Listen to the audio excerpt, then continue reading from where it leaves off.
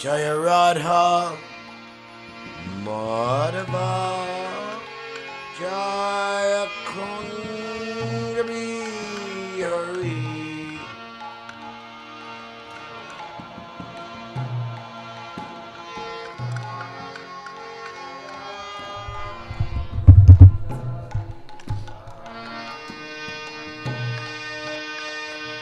Gopijana Vallabha Jaya Girivaradari Jaya Girivaradari.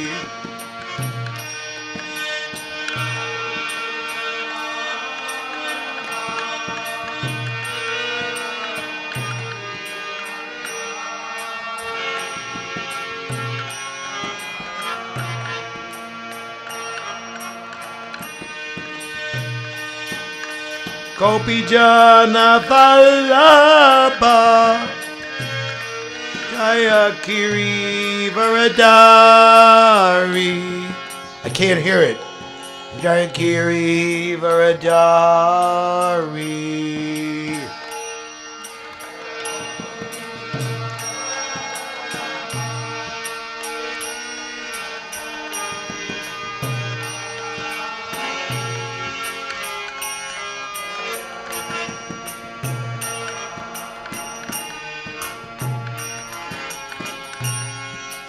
Yashoda Nandana Rajajana Ranjana.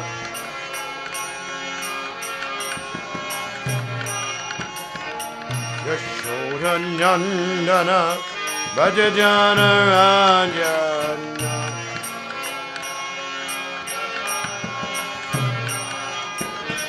Yashoda Nandana Rajajana Ranjana.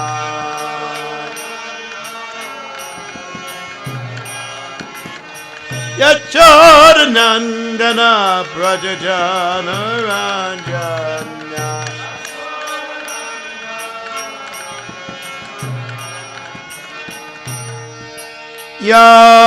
Yamunatira Manachari.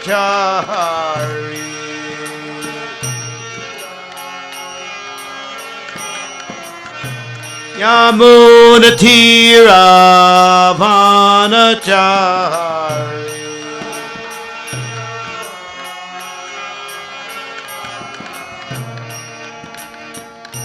Jaya Radha Madhava Jaya Kunja Bihari.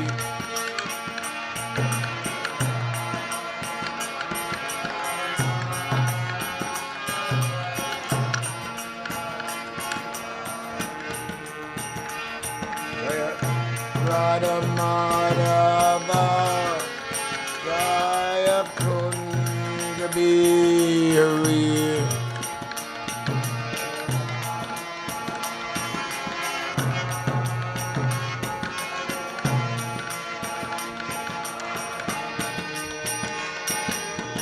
Gopijana Vallabha Jaya Girivaradari Jaya Girivaradari.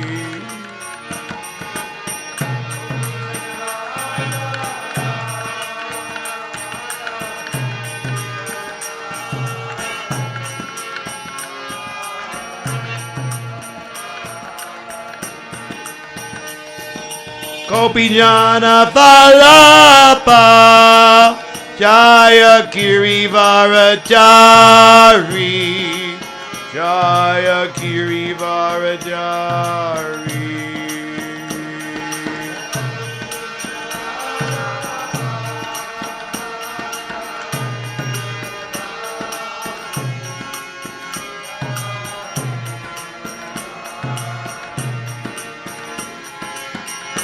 Yashoda Nandana Rajajana Ranjana.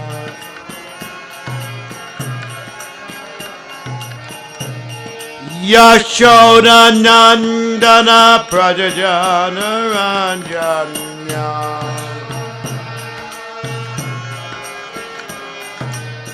Yashodanandana Prajajana Ranjanya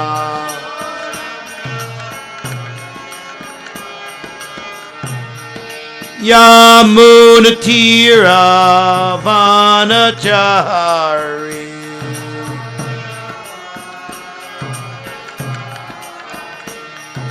Yamunatira Vanachari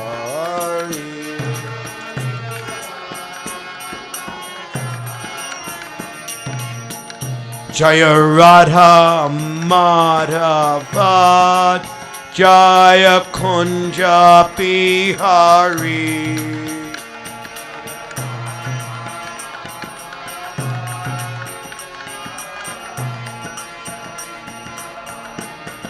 Jaya Radha Madhava Jaya Kunja Bihari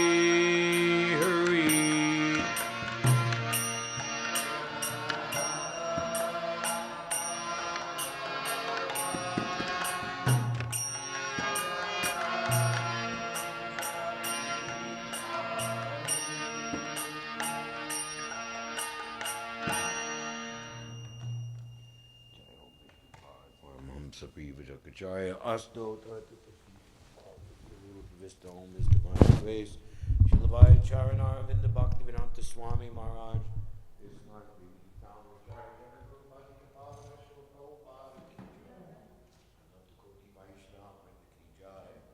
Grantaraj Śrimad Bhāgavatam Ki Jai Shri Shri Radha Govinda Ki Jai Gaur Premanandi Haribol. All glories to the assembled devotees. All glories to the assembled devotees. All glories to the assembled devotees. All glories to Sri Guru and Sri Gauranga. All glories to Srila Prabhupada. Hare Krishna.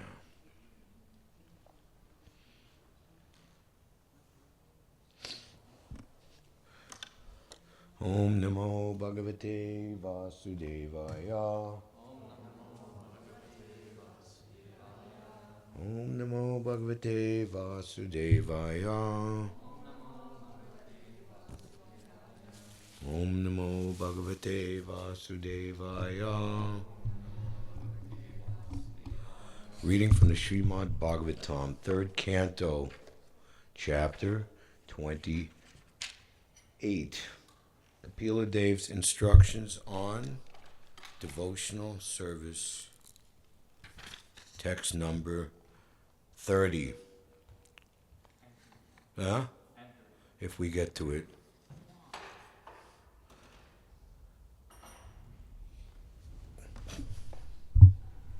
Yak Tri Nekatam Alabi Parisevyamanam Bhutya Svaya Kutila Kuntala Brinda Justam Mina Davyashrayam Adikishpad Abja Netram Dhyayen Manomayam Atandrita Ulasad Bru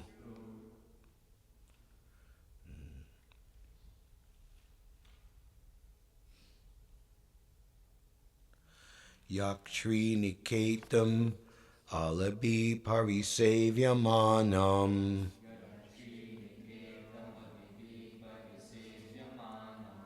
Putya Svaya Kutila Kuntala Brinda Justam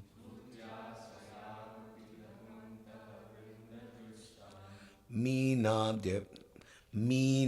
Dvayashrayam Adi Kipspad Abjanetram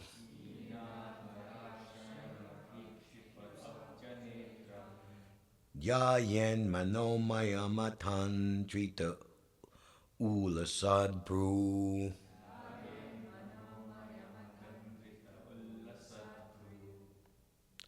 Yaktri Niketam Alibi Parisevyamanam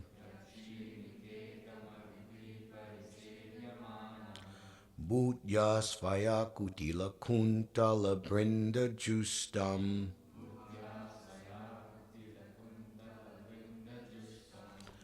Meena Dvayashrayam Adikipspat Abjanetram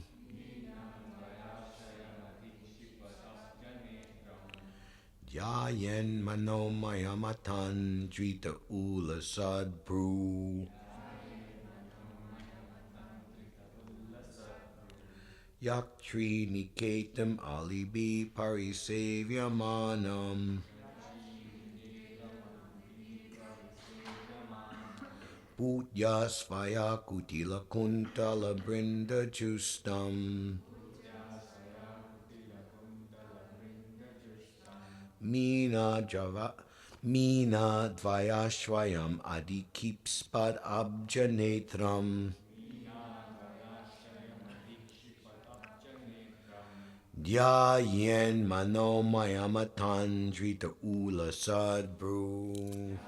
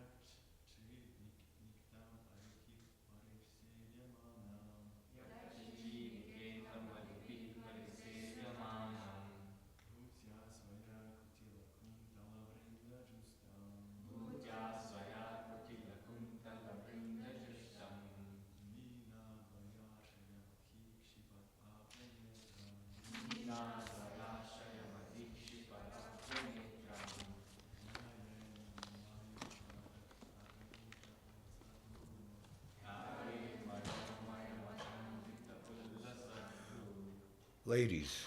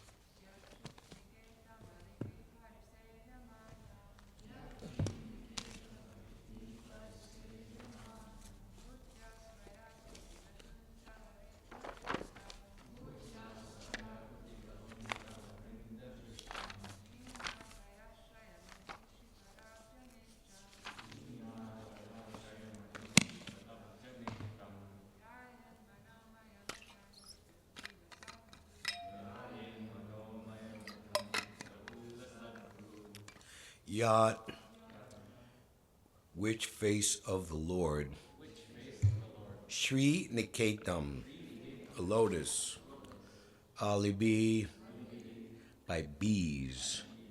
Parisevyamanam, surrounded. Bhutya, by elegance. Svaya, its. Kutila, curly. Kuntala, of hair. Brinda, by a multitude. Justam, adorned. Meena, a fish. Dvaya, a pair. Ashrayam, dwelling. Adikshipat, putting to shame. Abja, a lotus. Netram, having eyes. Daya yet, one should meditate on. Manamayam, formed in the mind. Atantrita, attentive. Ulasat, dancing. Bru, having eyebrows. Translation. The yogi then meditates upon the beautiful face of the Lord, which is adorned with curly hair and decorated by lotus-like eyes and dancing eyebrows.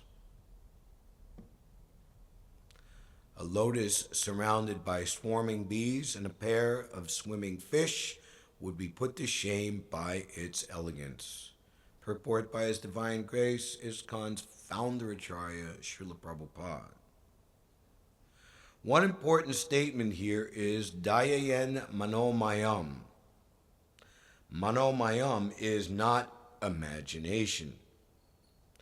Impersonalists think that the yogi can imagine any form he likes.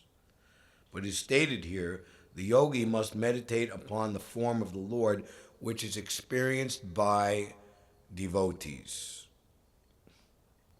Devotees never imagine a form of the Lord. They are not satisfied by something imaginary. The Lord has different eternal forms. Each devotee likes a particular form and thus engages himself in the service of the Lord by worshiping that form.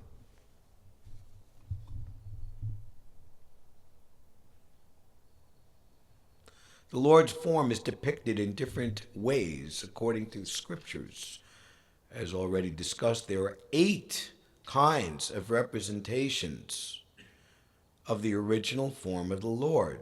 These representations can be produced by the use of clay, stone, wood, paint, sand, etc.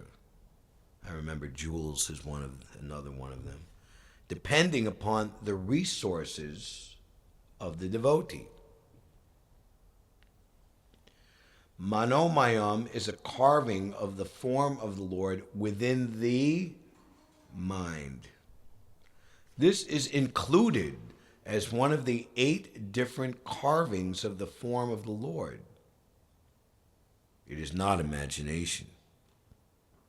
Meditation on the actual form of the Lord may be manifested in different manners, but one should not conclude that one has to imagine a form.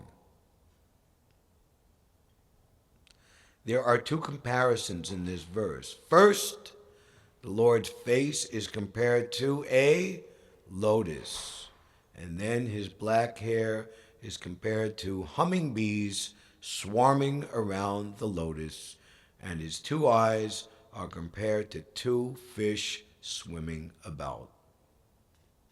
A lotus flower on the water is very beautiful when surrounded by humming bees and fish. The Lord's face is self-sufficient and complete. His beauty defies the natural beauty of a lotus.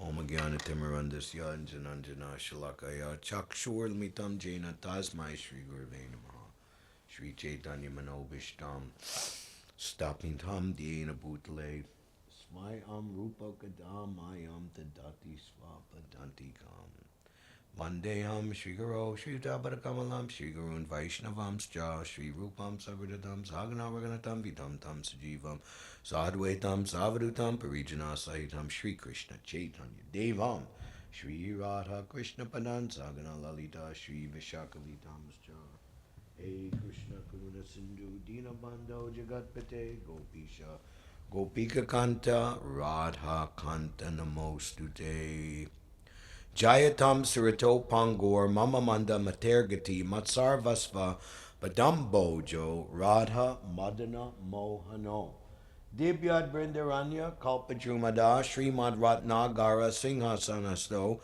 Śrimad Radha Srila Govinda Devo Prestalabi Savyamano Smarami Śriman Rasarasarambi Bamsi Bhattatatasti Taha Karshan Venu Svanargo Pir Gopinatha Shriyestuna Tapta Kanchana Gorangi Radhe Brindavaneshvari Vishabhanu Sute Devi Pranamami Hari Priye Vanchakalpati Rubhyascha Kripasindubhya Evacha Patitanam Pavanebhyo Vaishnavebhyo Namo Namaha Jai Shri Krishna Chaitanya Prabhu Nityananda Shri Advaita Gadadhar Shri Vasadi Gaur Bhakta Brinda Hare Krishna Krishna Krishna Hare Hare Hare Rama Rama Rama Hare Hare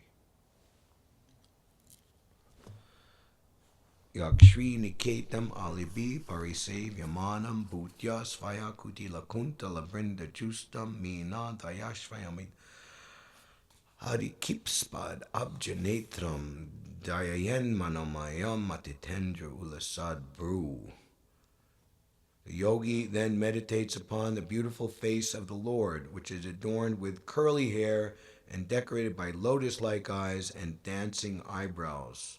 A lotus surrounded by swarming bees and a pair of swimming fish would be put to shame by its elegance. Nama Om Vishnu Padaya Krishna Pastaya Bhutale Srimate Bhaktivedanta Swami Niti Namane Namaste Sarasvati Deve Gauravani Pacharane Nirvishesha Sunyavadi Paskita Deshatarane. Obeisances unto you, O spiritual master, servant of Sri Saraswati Goswami. You are so kindly preaching the message of Sri Chaitanya Dev and preaching his words in these Western countries, which are filled with impersonalism and voidism. And you are defeating impersonalism and voidism. So throughout this section, Prabhupada spares no expense in fighting the impersonalist idea, imagining a form of God.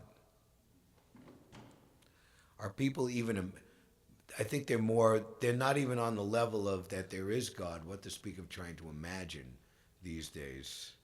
They're just so lost in the dense darkness of Kali Yuga atheism. And then the best of the worst, they come up with this crazy idea that you can imagine. I guess this translates into whichever way, whatever path, whatever truth is yours, whatever pronoun you want to assign to your rotting corpse-like, stool-like material body and think that that's you, that's glorious. For example, one important statement here is Dayayan Manomayam. Manomayam is not imagination. And personalists think that the yogi can imagine any form he likes, but as stated here, the yogi must meditate upon the form of the Lord, which is experienced by devotees. Very sanguine, profound, and interesting is that who is posted to be in charge of the atheists, impersonalists, voidists, and agnostics, Lord Shiva himself. He speaks in the 4th canto, praying to the Lord, teaching the good sons of Prachinibari, the Prachetas, who he was impressed with their sincerity, how to actually approach the Lord in devotional service. Darshanam no Dakirkshunam Dehi Bhagavatarchitam Rupam Priyatamam Svanam Sarvendriya Gunanjanam. This is 424, 44. Just like 2 days ago was 2424, 2424. My dear Lord, I wish to see you exactly in the form that your very dear devotees worship. You have many other forms, but I wish to see your form that is especially liked by the devotees. And that's mentioned here. The impersonalists think that the yogi can imagine any form he likes, but as stated, the yogi must meditate upon the form of the Lord, which is experienced by the devotees.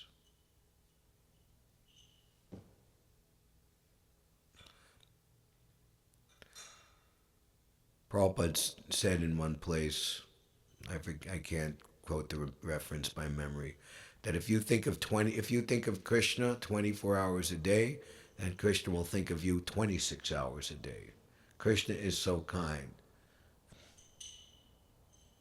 Or Samoham Sarvabhuteshu. The Lord is the diamond, and the diamond is set upon the golden band. And so we're facilitating Krishna, serving Krishna.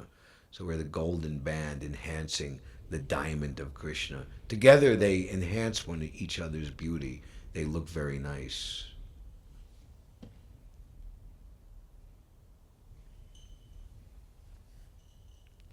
Your form especially liked by the devotees. Please be merciful upon me and show me that form, for only that form, worshipped by the devotees, can perfectly satisfy all the demands of the senses.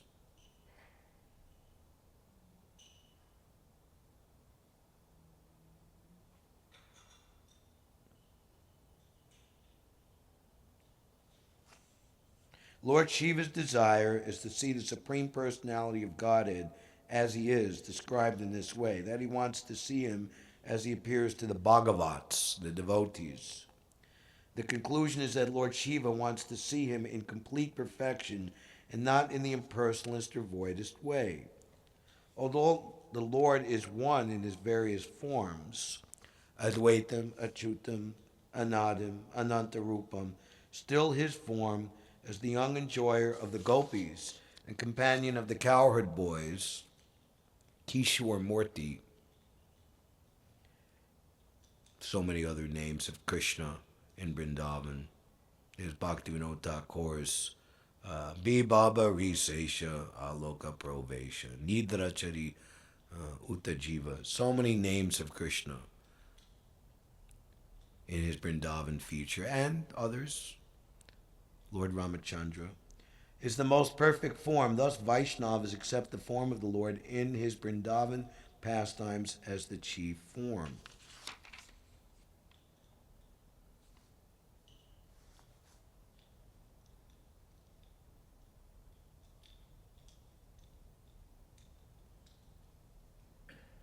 The impersonalists and the voidists also have to see the form of the Absolute. Prabhupada was in the beginning of bringing the World Sankirtan Party to India in October of 1970. Their first stop was Bombay, and they did a program, a gathering of sadhus on the beach, and it was attended by all the high elite and prestige of Bombay City. And there was one very famous yogi who was the leader of like the main impersonalist Shivite group in all of India. Very famous personality. And Prabhupada got up to speak, and he spoke about this person, and he said, but I know secretly, he's saying, okay, the ultimate form of God is impersonal, but I know secretly that he is worshiping deities of Radha and Krishna. He can't resist. He can't help himself. And the man was just like embarrassed and laughed, and the whole crowd just applauded.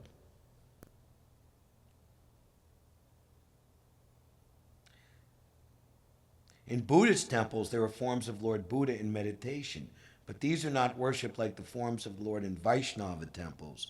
Forms like Radha Krishna, Sita Ram, Lakshmi Narayan. All amongst the different sampradayas, either Radha Krishna or Lakshmi Narayan is worshipped. Lord Shiva wants to see that form perfectly, just as the devotees want to see them. The words Rupam Priyatamam Svanam are specifically mentioned here, indicating that Lord Shiva wants to see that form which is very dear to the devotees.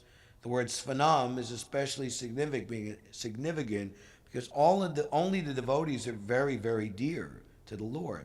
The Jnanis, Yogis, and Karmis are not particularly dear, but for the Karmis, simply want to see the Lord as their order supplier. The Jnanis want to see him to become one with him, and the Yogis want to see him partially represented within their heart as Paramatma. But the Bhaktas, or devotees, want to see him in his complete perfection.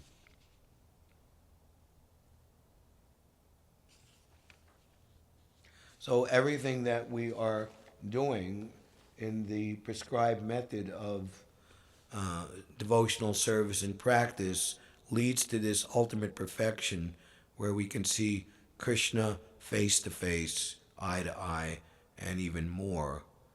There is a very nice verse in Shukadeva Goswami's invocation prayers for Śrimad Bhāgavatam, the epic 4th chapter of the 2nd canto,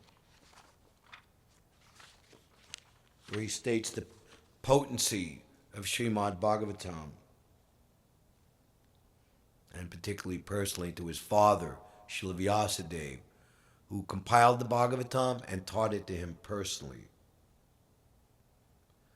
So, we can study Śrimad Bhāgavatam, but imagine it being taught to us directly by the writer and compiler. At Bamsi Bhat Maharaj Stali, the place where Krishna called all the gopis to Rasa Leela on the Sarat Purnim, that is being maintained by devotees of the Nimbark Sampradaya, and it's a square 4-walled compound, and in each of the corners there are worshipful deities. There's one of Gopishvar Mahadev, Lord Shiva in the form of a gopi, and in the north corner, or the corner by where the main altar is on the right side, is a deity of Shukadeva Goswami paying his obeisances to Srila Vyasadeva. Interesting to note.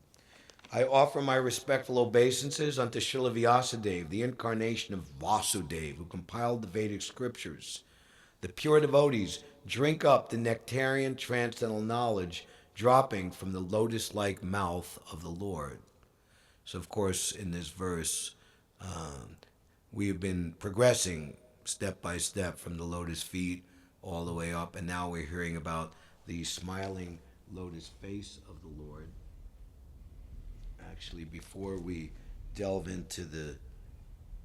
deep into the glory of this particular verse here spoken by Shukadeva Goswami, we understand how the cantos of the Śrimad Bhāgavatam are non-different than the form of the Lord, and by reading systematically from first canto all the way up through the 9th canto, then one will be prepared to enter into the realm of the 10th canto, which is Krishna's lotus face, which is the most intimate part of the Śrimad Bhāgavatam, and especially where Rasa Panchajaya is contained, the 5 chapters of Rasa Leela, chapters 29 through 33 of the 10th canto.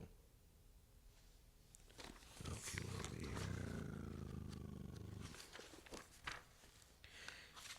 This is 9th canto, 24th chapter, entitled Krishna, the Supreme Personality of Godhead, text 65.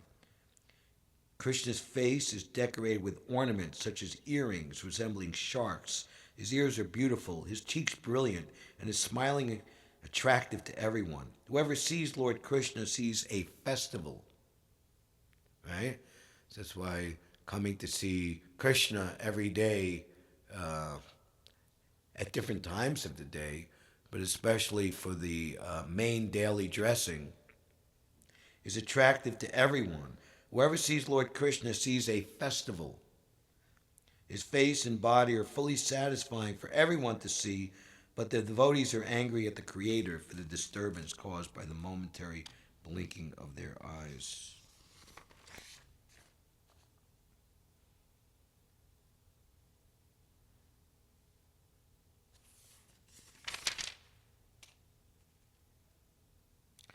So Prabhupada mentions different devotees who have relationships with Krishna, and this is shown to like an amazing, transcendentally scrutinizing view in Brihad Bhagavatamrita by Sanatana Goswami, devotees in different realms, worshipping different forms of the Lord. And Prabhupada briefly mentions here the members of the Vrishni dynasties, the Pandavas, all had intimate relationships with Krishna, but the relationship with Krishna, with the devotees in Vrindavan, is especially noted.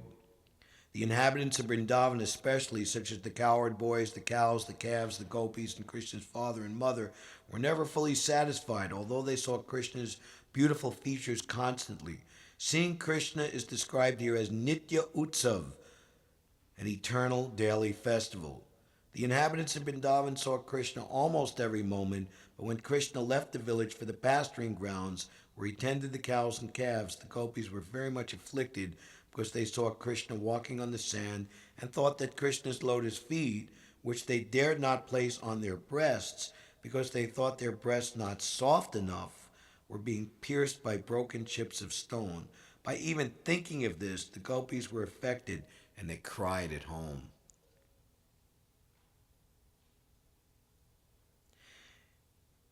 Therefore, the beauty of Krishna, especially the beauty of his face, is described here.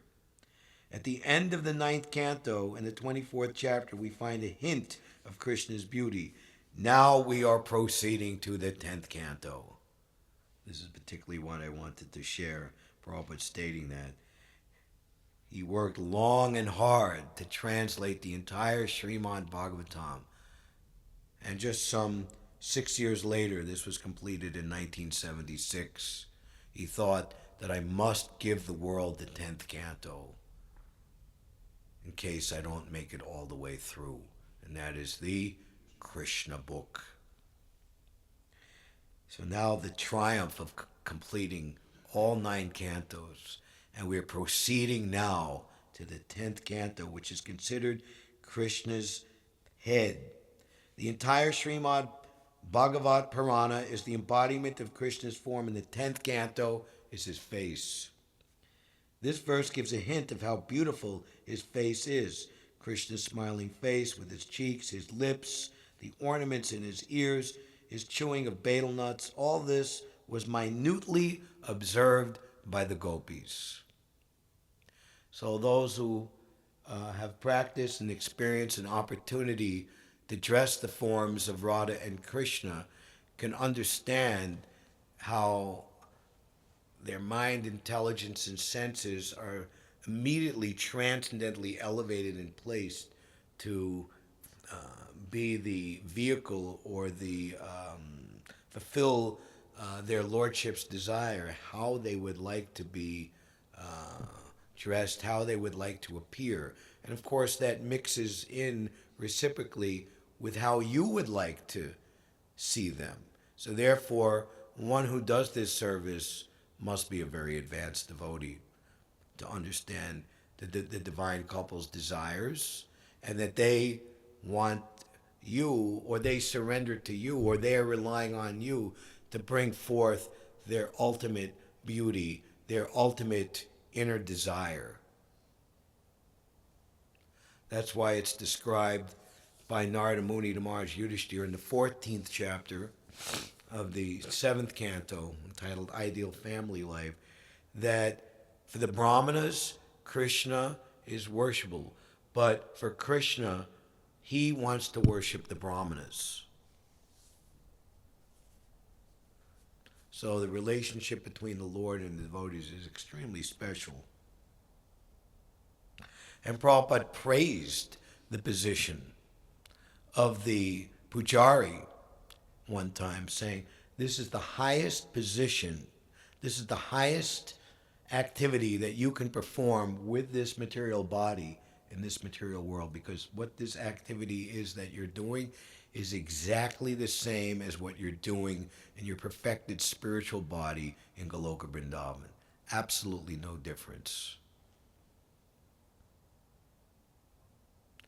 When Daksha, after making his great offense to Lord Shiva and to his own daughter Sati, paid the price by being beheaded and so many things. And then when everything was set right, Lord Vishnu waited for everything to get set right. He didn't come while all the mayhem was taking place. And he had the head of the goat, and he was offering his prayers in all humility and contrition, and all the different members of the universe came. I forget exactly who was speaking, but in one of those purports, Prabhupada said that by dressing very nicely the deities of Radha and Krishna, one becomes a minute knower of all the intricacies of the Vedas.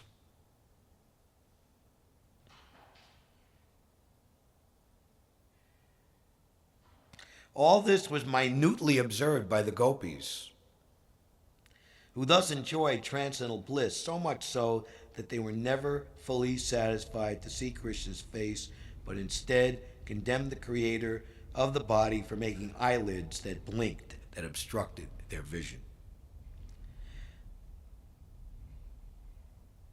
The beauty of Krishna's face was therefore much more appreciated by the gopis than by his friends, the cowherd boys, or even by Mother Yashoda, who was also interested in decorating the face of Krishna.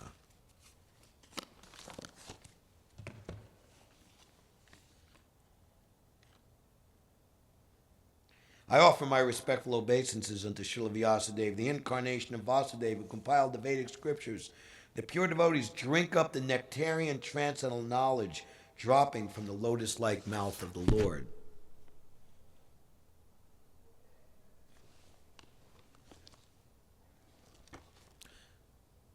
In pursuance of the specific utterance Vedas say, or the compiler of the system of transcendental knowledge, Srila Sridhar Swami has commented that the respectful obeisances are offered to Srila Vyasadeva, who is the incarnation of Vasudeva. Srila Jiva Goswami has agreed to this, but Srila Vishwanath Chakravarti Thakur, naturally, based on his glorious position, has made a further advance.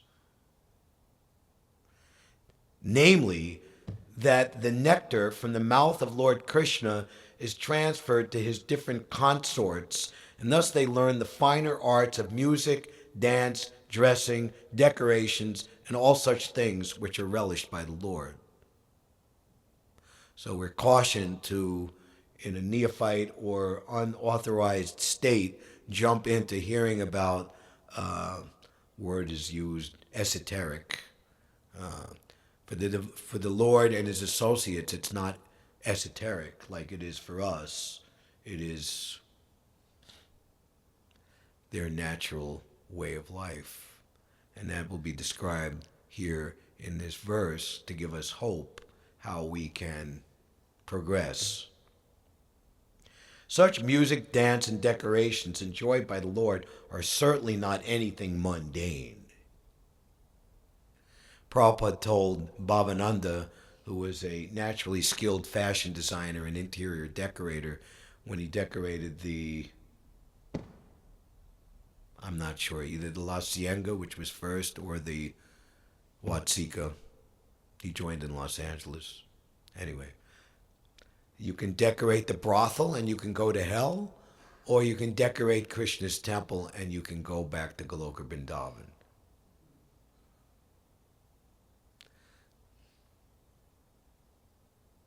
Such music, dance, and decorations enjoyed by the Lord are certainly not anything mundane, because the Lord is addressed in the very beginning as para, or transcendental. This transcendental knowledge is unknown to the forgotten conditioned souls.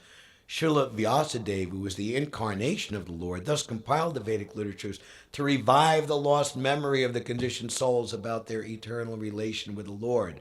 One should therefore try to understand the Vedic scriptures, or the nectar transferred by the Lord to his consorts in the conjugal humor, from the lotus-like mouth of Vyasadeva or Shukadev. And how on earth are we ever... Nara-Narayan, who Prabhupada called Vishvakarma, he was in the Berry Place Temple in London, and he had this burning question, and he wanted to ask Prabhupada personally, directly. And he had to get up his nerve to do it. He understood that Krishna consciousness was a reality, the actual condition of Braja Prema Bhakti, by witnessing Srila Prabhupada. Srila Prabhupada was just so attractive, just so irresistible, so elevated, so desirable.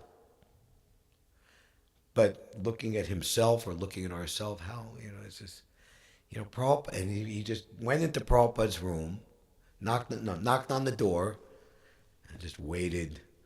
Oh my God! Now he's gonna answer the door. Now there's no turning back. I'm gonna have to ask the question. And Prabhupada was like chanting back and forth.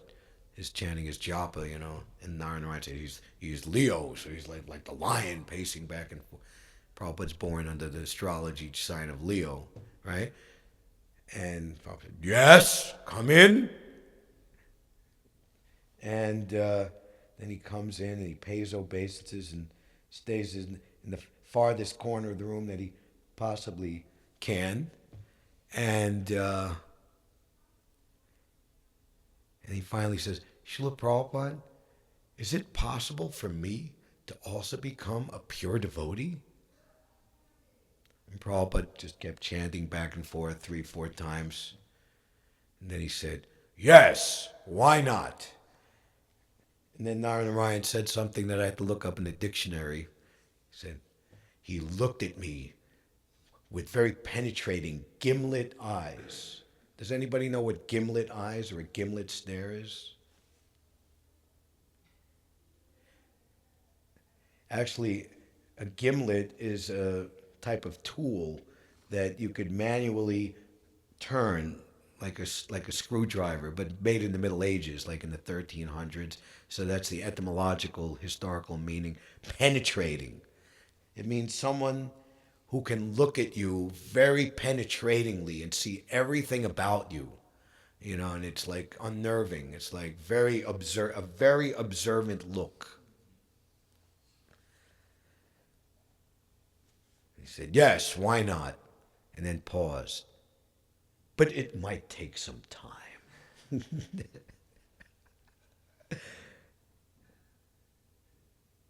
By gradual development of transcendental knowledge, one can rise to the stage of the transcendental arts of music and dance displayed by the Lord in his Rasa Leela.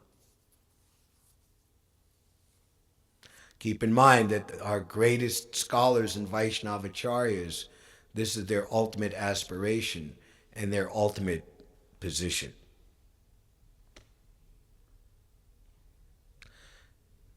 But without having the Vedic knowledge, one can hardly understand the transcendental nature of the Lord's rasa dance and music.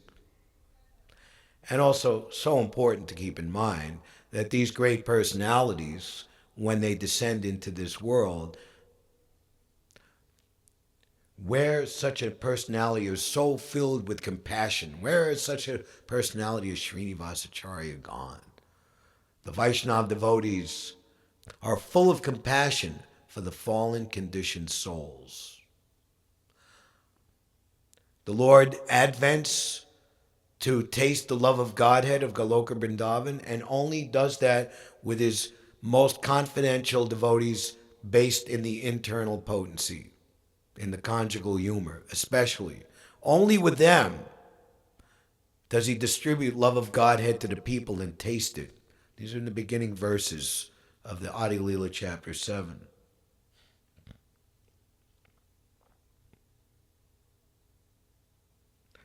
But without having the Vedic knowledge, one can hardly understand the transcendental nature of the Lord's rasa, dance, and music. The pure devotees of the Lord, however, can equally relish the nectar in the form of the profound philosophical discourses and in the form of kissing by the Lord in the rasa dance, as there is no mundane distinction between the two. Srila Rameshwar, excuse me, I said something from my past, all right.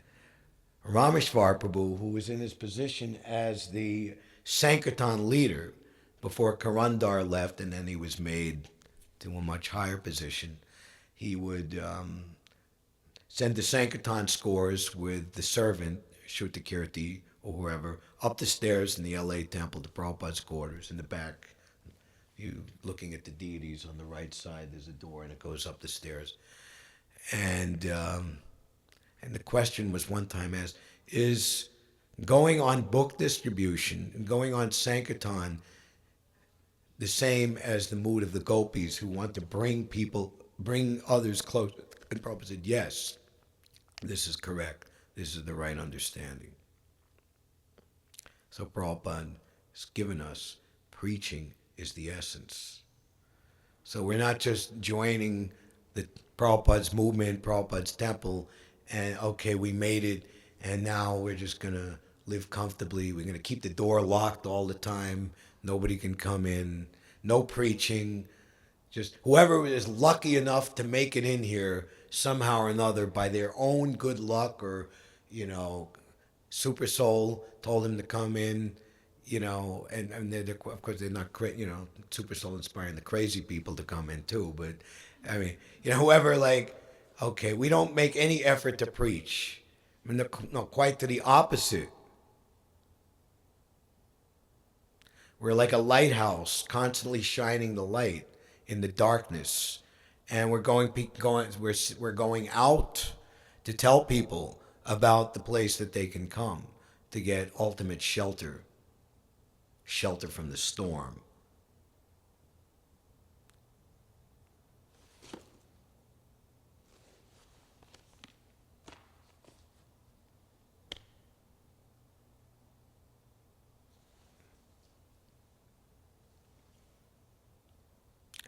Any questions or comments? Hare Krishna.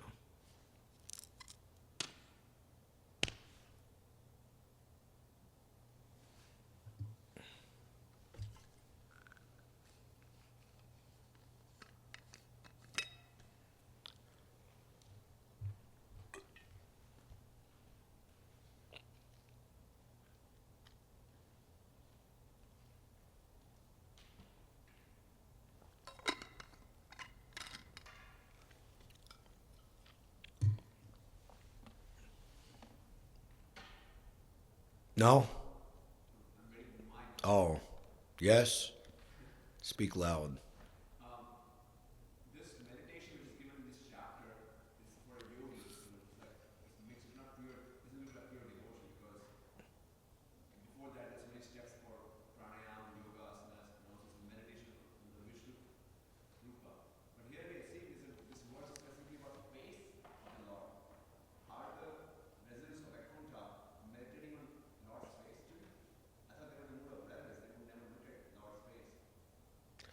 Your question is, what are the residents of Vaikuntha meditating upon? Yeah, can they look at Krishna's face? Yes, but in awe and reverence. Aishvarya Bhav. Is that okay? That's a general answer, which I believe is not wrong. That's why we're being guided by Prabhupada's purports. That which was spoken, time and place, different yuga, Krishna's instructions, Śrimad Bhāgavatam transcends the yugas. So we're hearing about, especially at the beginning of creation, Kardama, Devahuti, then later Dhruva Maharaj. These are all personalities from Satya Yuga. But keep in mind, we're eternal. So just like it's winter time and we're all wearing, our winter clothes, but you know what's going to happen in 6 months?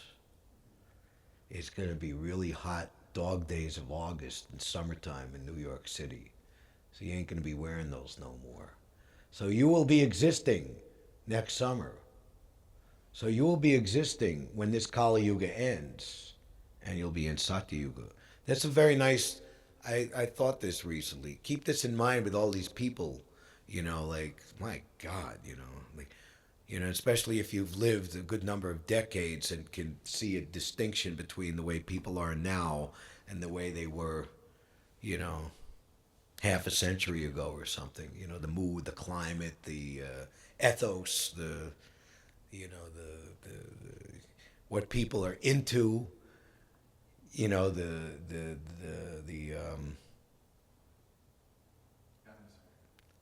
I wanted to say, you know, like how low people might go, you know, like today as opposed to, you know, the morality. So this is the influence of the age. Just like we have to put a coat on because it's cold outside. So these people will be somewhere, but we want to make sure that they're not in the lower species of life when Satya Yuga comes.